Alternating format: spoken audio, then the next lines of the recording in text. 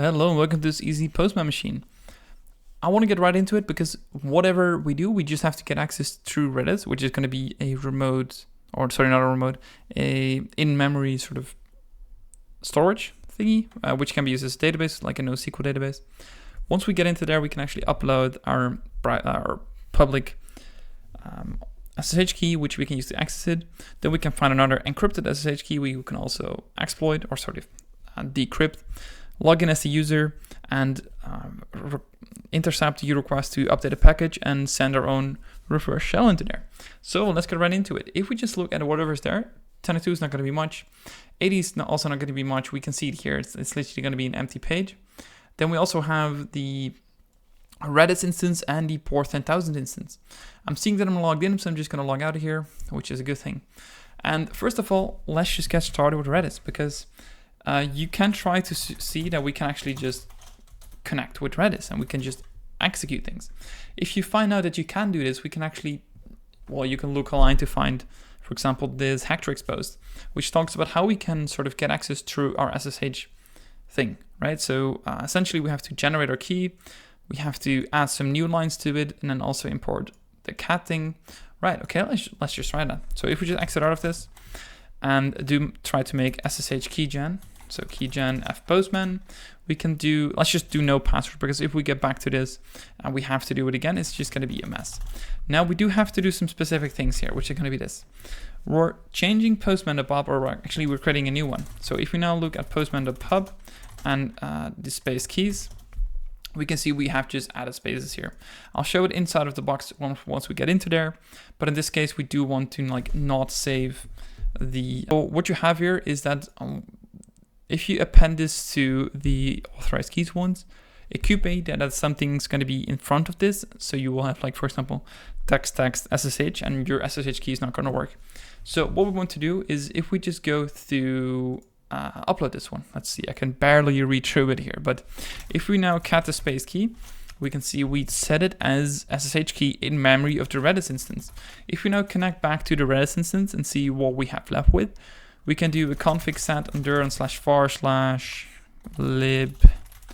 redis/.sh, and then we can do the config set db file name as the authorized keys. This is going to be where you save it, this authorized key one, and this is going to be the in-memory thing. So it's going to be the SSH key. Now, if we save it, and we should be able to access it.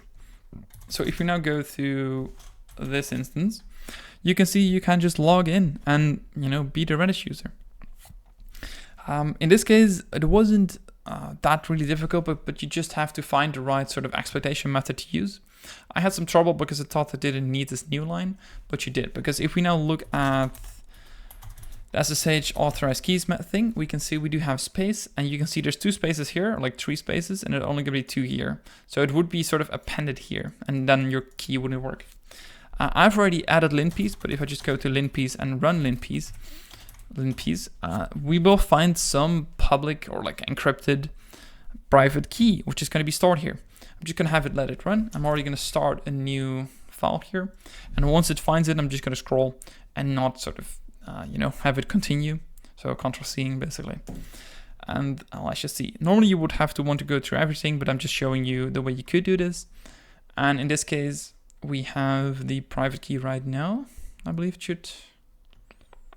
Yeah, there we go. There we have it. I'm not sure if the space is a problem because I'm seeing like a public key block and the private key here.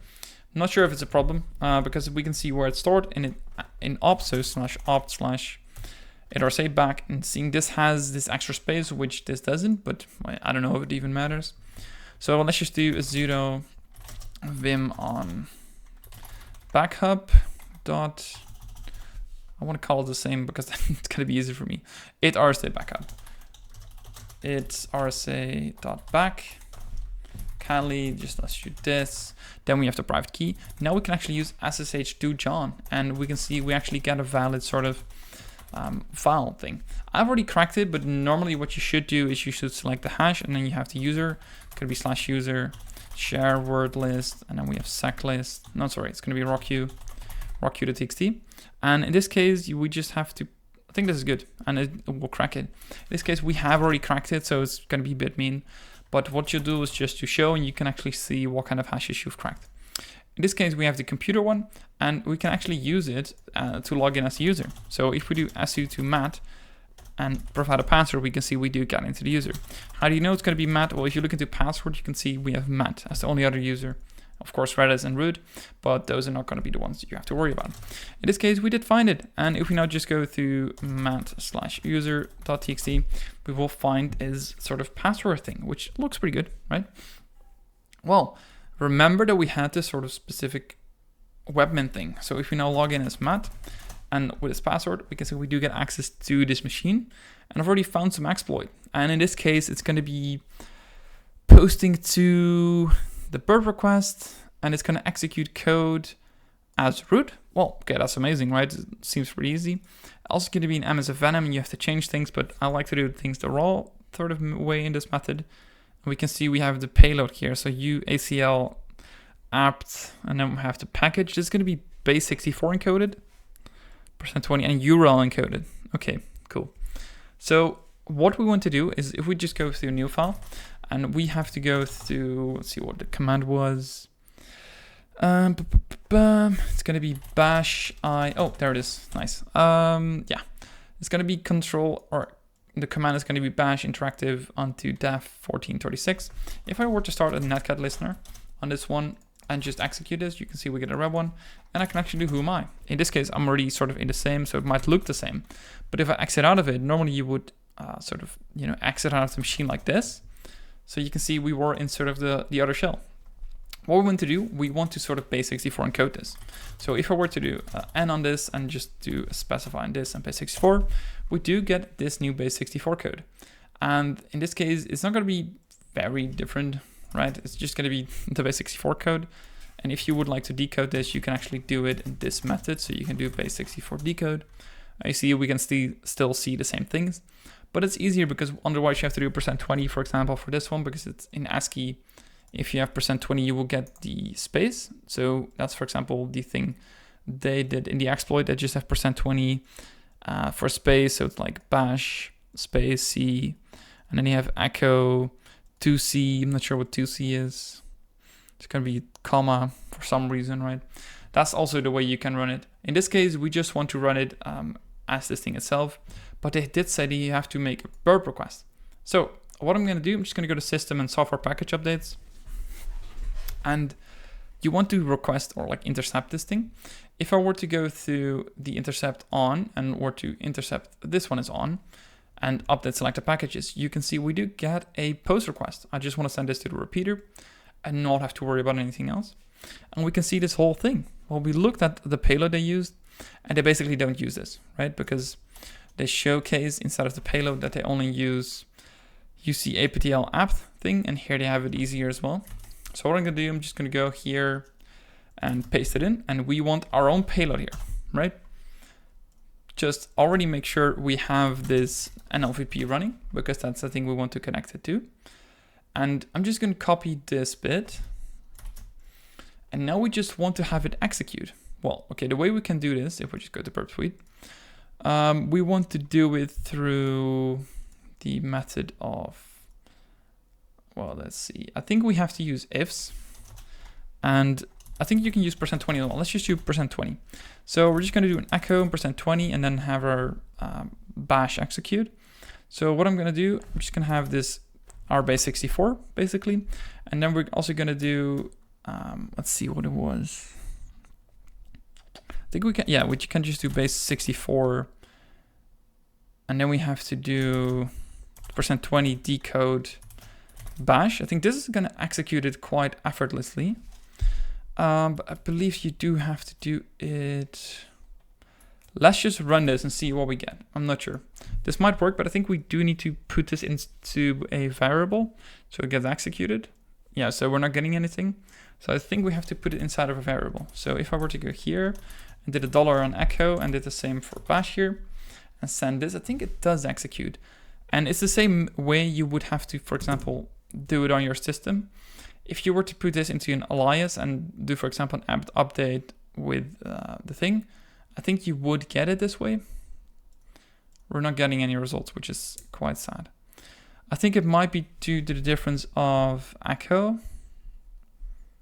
I think it is. So I think we're gonna have to change this one to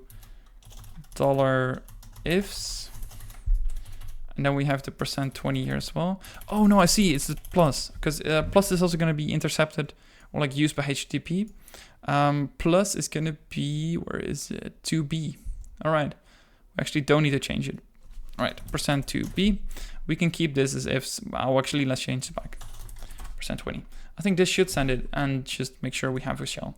There we go. So we did get root, and it didn't really seem that difficult in this way, but you just have to know like what to use. I think you can also use it with ifs. So if we were to exit out of this and were to go back to my thing and use this one on ifs, where's that? Here. Ifs like this. I think this one should also work, I believe. And is this basically another way of doing a space?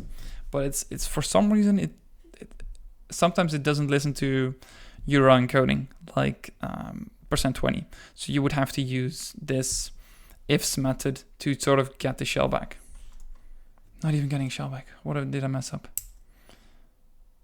Was the exit there before? Or was it different? What? What? Wait, what?